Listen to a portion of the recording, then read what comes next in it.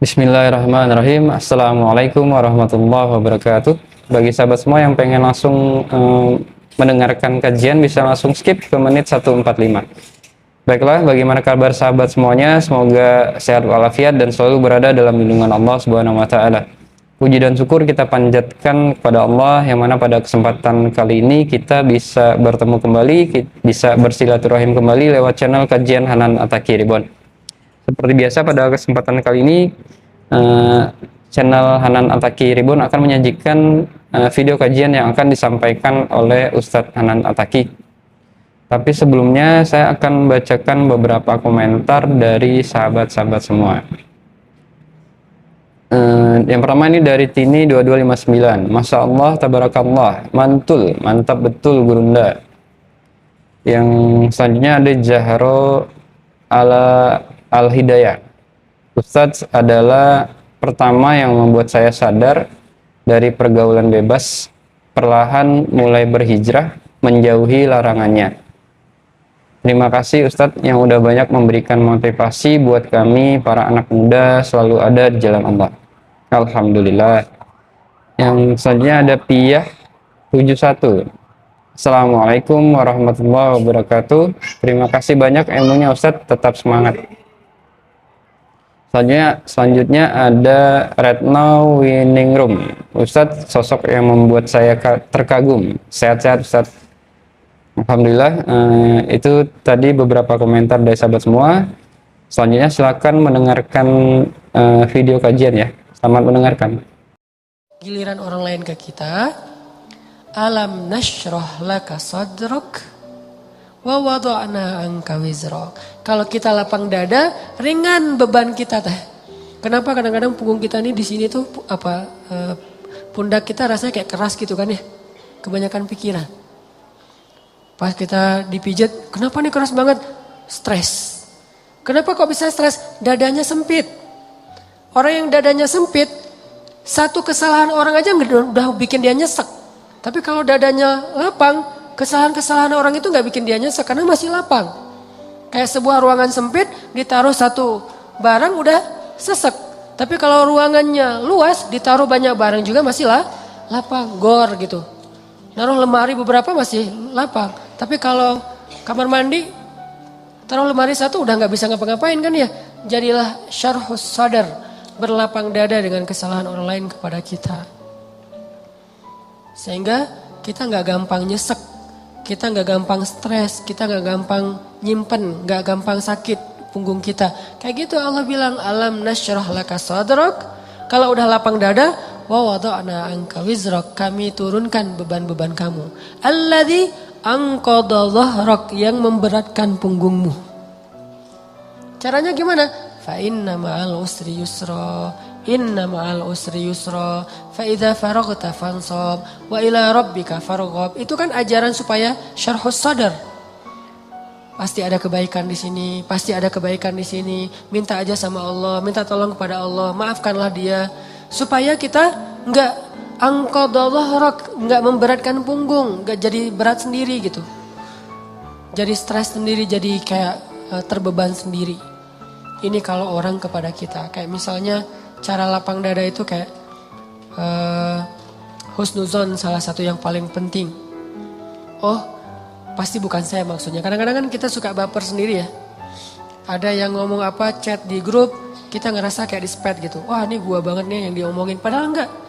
Bukankah kita sering dengerin khutbah atau ceramah seseorang ustadz itu, kayak ustadz itu kenal kita banget?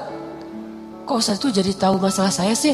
Enggak, dia enggak tahu masalah kita. Allah yang menuntun lisannya karena pengen menasihati kita lewat dia. Tapi dia enggak tahu, jadi jangan kegeeran, jangan baper sendiri. Wah, ustaz ini pasti ngomongin saya nih. Enggak, ustaznya juga enggak tahu masalah kita. Karena ada beberapa kasus yang saya pernah kayak gitu, saya lagi ngomongin apa, terus tiba-tiba ada jemaah yang kayak tersinggung. Wah, ustaz ngomongin saya nih di depan umum. Siapa juga orang, saya enggak kenal orangnya. Kenapa kok persis? Saya juga sering kayak gitu kan, udah 2 tahun ini kan saya nggak khutbah Jumat nih. Kenapa nggak khutbah Jumat? Salah satu alasannya saya pengen Jumat itu privasi waktu buat anak laki-laki saya. Karena dia sekarang udah 3 tahun, saya kasih jatah pokoknya Jumatan harus di Cihanjuang bareng Yahya. Karena saya pengen dampingin dia ke masjid hari Jumat. Alasan kedua, ada penyakit ustadz yang dulu pernah saya alamin. Apa penyakit ustadz? Keseringan ngomongin menasihati orang, jarang dinasihati. Nah, saya pengen Jumat itu waktu saya mendengar nasihat buat diri saya sendiri. Awal-awal itu benar kerasa. Pas pertama dengar khutbah orang, apaan sih ini kayak gini ngomongnya? Ada tuh, ego-ego ustadz kayak gitu tuh muncul tuh. Itu kan yang lagi diobatin tuh. Wah nggak gini, saya tahu dalilnya lebih dari ini mulai. Muncul gitu-gitu tuh. Awal-awal kayak gitu, tapi astagfirullahaladzim, sombong banget sih gue. Udah. Terus kalau ada yang ngomongnya kadang-kadang kayak nggak mungkin belum terbiasa ngomong depan umum, kayak agak-agak nervous mungkin atau agak-agak kaku gitu. Muncul rasa sombong, tapi lama-lama di recovery, diperbaiki apa? Kalau saya menghargai dia walaupun nggak bagus, nanti orang akan menghargai saya ketika saya nggak bagus performnya. Jadi pas saya duduk gitu, dia ngomongnya kayak ngebosenin banget, boring banget tuh ceramahnya, tapi saya tetap gitu. Padahal boring banget ceramahnya, tapi saya kayak menghargai apa yang saya maksud di situ. Saya pengen juga orang kayak gitu ke saya kalau saya ceramah. Mungkin teman-teman ada yang kayak gitu sekarang. Apaan sih Ustadz, tapi masih aja gini. Padahal boring banget ceramahnya. Kenapa? Mungkin karena saya juga menghargai ceramah orang yang mungkin belum terlalu terbiasa ceramah. Ini yang saya pelajari ketika nggak khutbah lagi. Ditambah lagi sering banget saya kayak ngerasa si khotib ini kayak ngerti banget apa yang saya sedang alamin.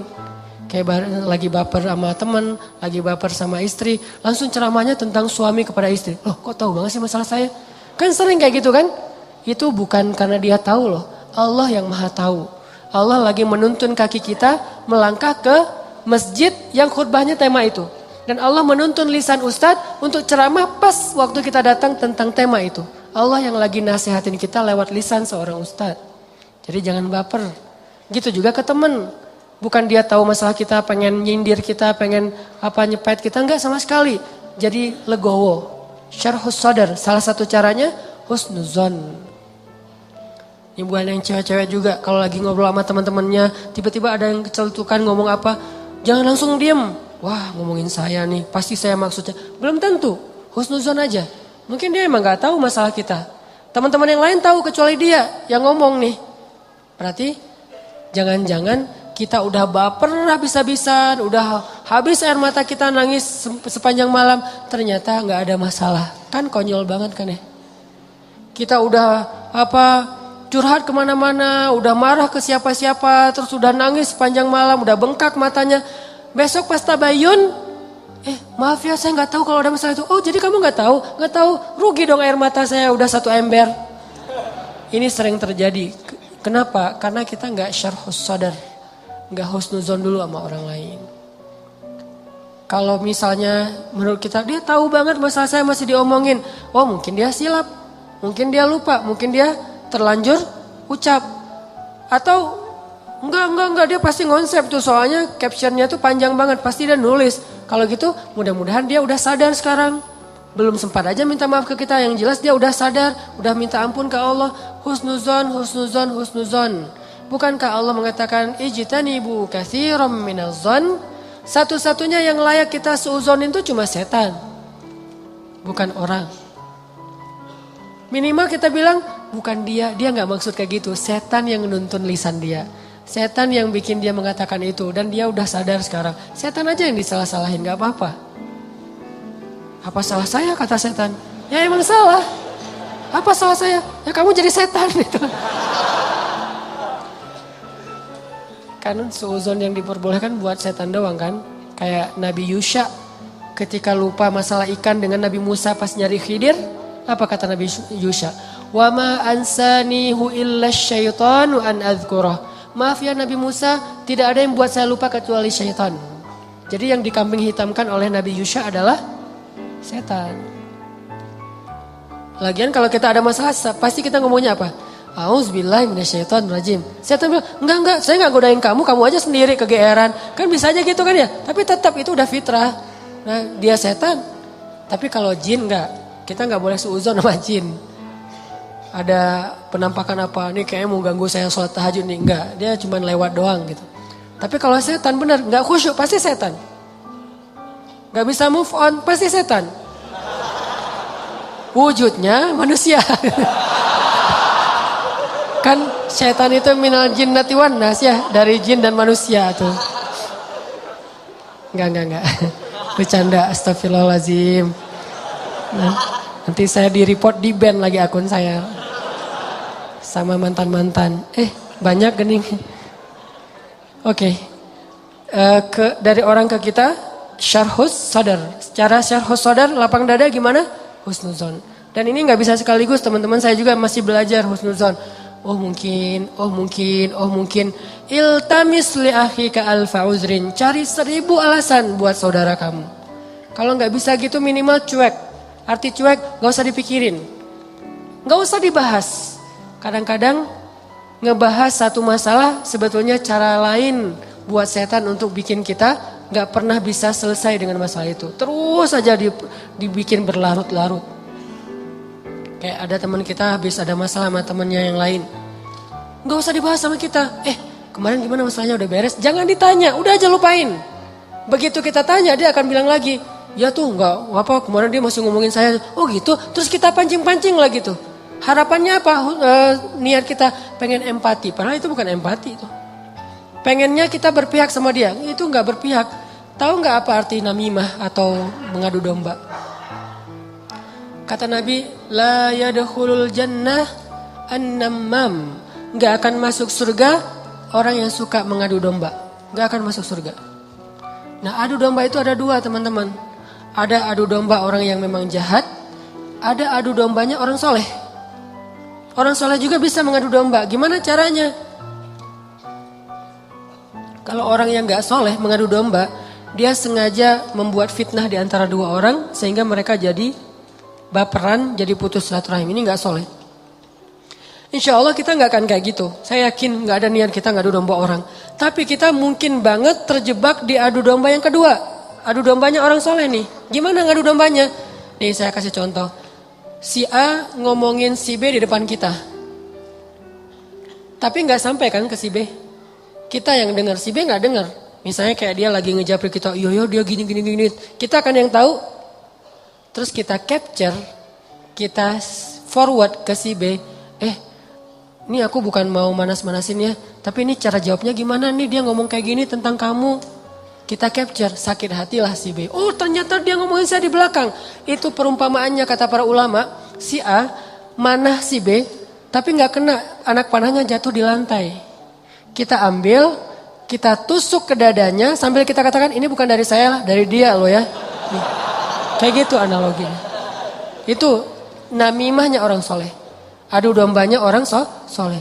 Jadi kita nggak niat memfitnah. Kita niat pengen menyampaikan kebenaran, kita lagi empati, pengen tabayun. Gak usah tabayun kepada korban, tabayunnya kepada pelaku. Apa bukti kamu ngomong kayak gitu? Gitu, nanya ke pelaku. Jangan, bener nggak yang dia omongin? Jangan, salah nih. Konsep tabayun itu bukan kepada korban yang dibicarain, kepada yang ngebicarain. Jadi kayak ada teman kita yang ngomong hal-hal yang gak benar, tanyanya balik ke dia. Apa bukti kamu ngomong kayak gitu? Kalau benar, gak usah disampaikan. Kita kebalik, dia ngomongin kamu kayak gini, benar gak?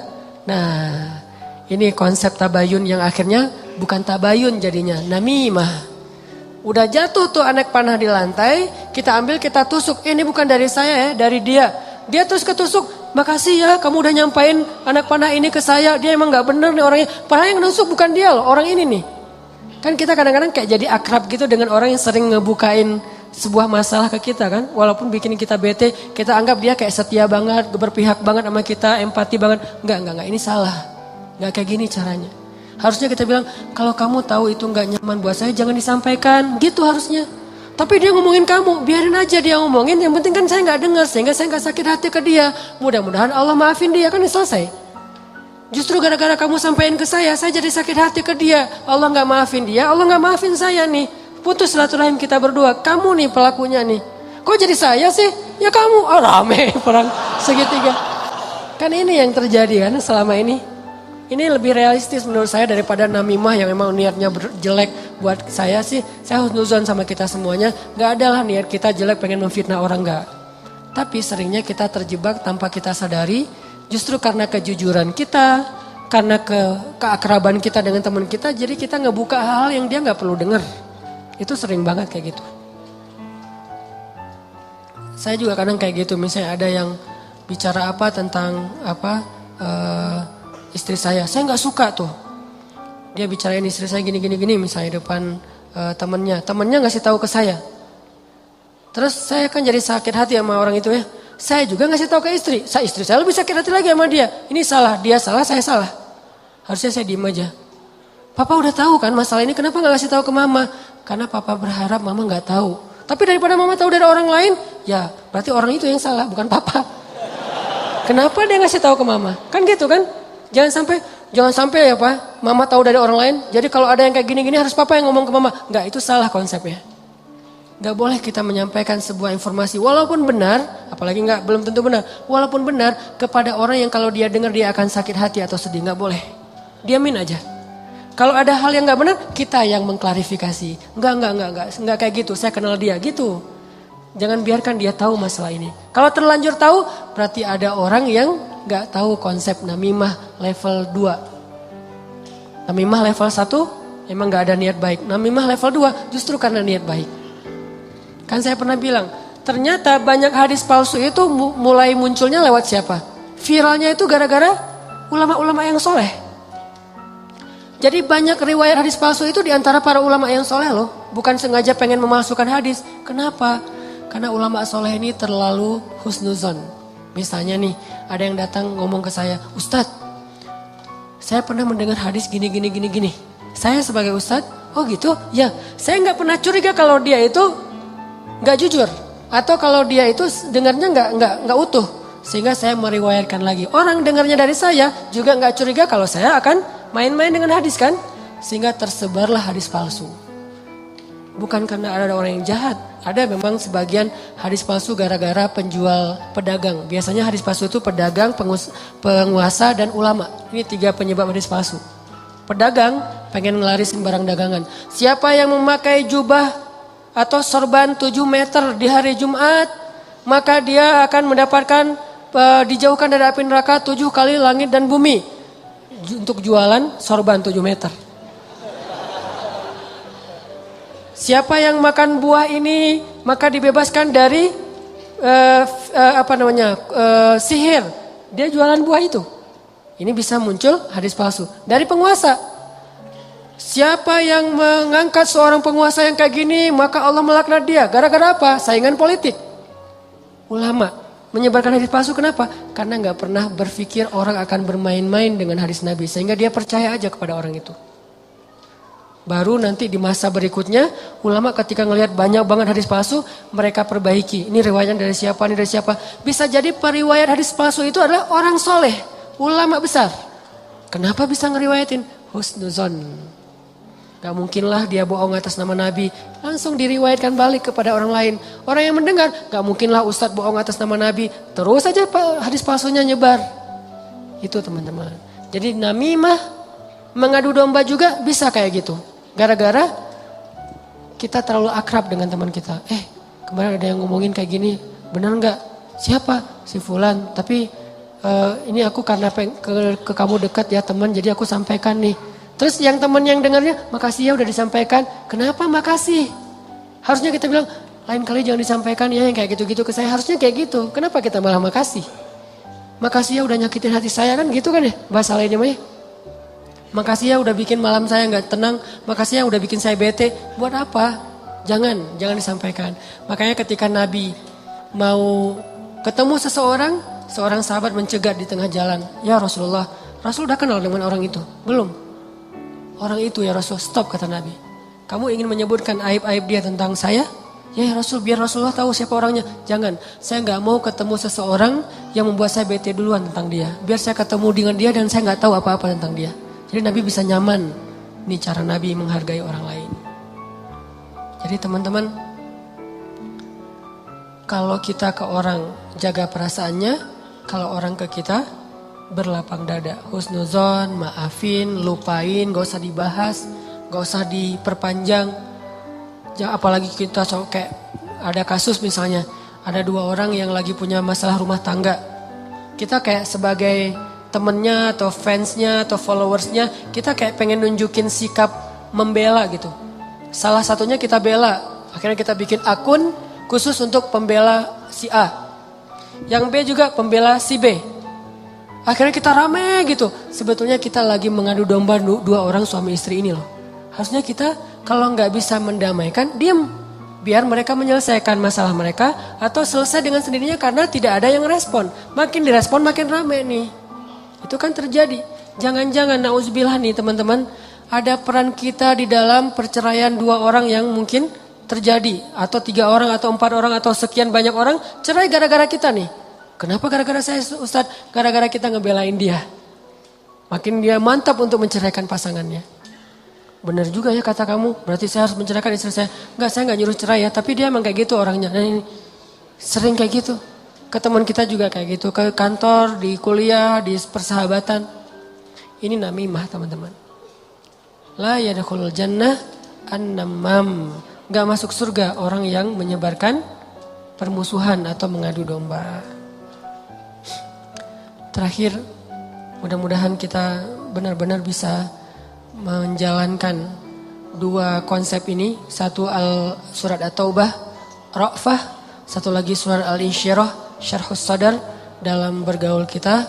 Sehingga insya Allah kita gak punya banyak masalah di antara teman-teman kita. Udahlah, jangan sampai kita larut terus membahas masalah pribadi. Ada banyak masalah umat yang harus kita bahas. Kalau kita benar-benar seorang muslim yang empati kepada umat, mending kita habisin energi kita buat ngomongin Dayakolot, ngomongin banjir di Bandung Selatan, ngomongin orang-orang yang pengangguran, ngomongin teman-teman kita yang kena narkoba di luar negeri, ngomongin Rohingya, Suriah, Palestina, apa yang bisa kita bantu buat mereka. Mending energinya dipakai buat itu, daripada habis terus energi untuk masalah kita pribadi. Kayaknya egois banget sih. Di sana banyak yang butuh pertolongan kita malah sibuk dengan urusan pribadi. Itu buat saya tuh gak keren. Kita terlalu egois membahas masalah pribadi. Boleh, tapi porsinya jangan kegedean. 30% aja, 70%-nya untuk umat. Saya juga punya masalah keluarga. Semua orang punya masalah keluarga, tapi saya gak mau berlarut-larut. 30% aja. Sisanya, kalau saya ketemu sama teman, pasti yang dibahas masalah kemaslahatan umat. Mudah-mudahan ini bermanfaat. Mohon maaf kalau ada salah kata. Dan semoga Allah memberi ilham dan taufik dalam hati kita untuk menjalankan apa yang sudah kita dengar, bukan hanya jadi wawasan, bukan hanya jadi teori, bukan hanya jadi sekedar wacana, tapi memperbaiki perilaku dan akhlak kita. Alhamdulillah, itulah tadi pembahasan dari Ustadz Ananta Taki. Semoga video pembahasan pada kali ini bermanfaat buat kita semua dan bisa kita amalkan dalam kehidupan sehari-hari. Semoga Allah selalu memberikan kemudahan bagi kita semua untuk menjalankan perintahnya dan menjauhi semua larangannya. Sebelum saya tutup, mari kita sama-sama bacakan doa kafaratul majelis yang hadisnya berbunyi dari Abu Hurairah radhiyallahu an berkata, Rasulullah sallallahu alaihi wasallam bersabda, barang siapa yang berada pada suatu majelis, kemudian pada majelis tersebut terdapat banyak perkataan yang tidak berguna, lalu sebelum beranjak meninggalkan majelis mengatakan hal yang ini, yaitu kafaratul majelis, kecuali telah diampuni baginya yang ada pada majelis tersebut. Hadis riwayat Tirmizi. Mari kita sama-sama bacakan. Bismillahirrahmanirrahim. Subhanakallahumma wa bihamdika asyhadu alla ilaha illa anta astaghfiruka wa atubu ilaik. Yang artinya, Maha suci Engkau ya Allah, dan dengan memujimu aku bersaksi bahwa tiada Tuhan selain Engkau. Aku mohon ampunanmu dan aku bertaubat kepadamu. Baiklah sahabat semua, bagi sahabat semua yang komentarnya pengen dibacakan, silakan bisa komentar ya di bawah. Dan silakan juga untuk terus support, untuk terus dukung channel Hanan Ataki Reborn dengan mengklik tombol like, subscribe, dan silakan di bagian kepada teman-teman atau keluarga ya. Sekali lagi terima kasih. Wassalamualaikum warahmatullahi wabarakatuh.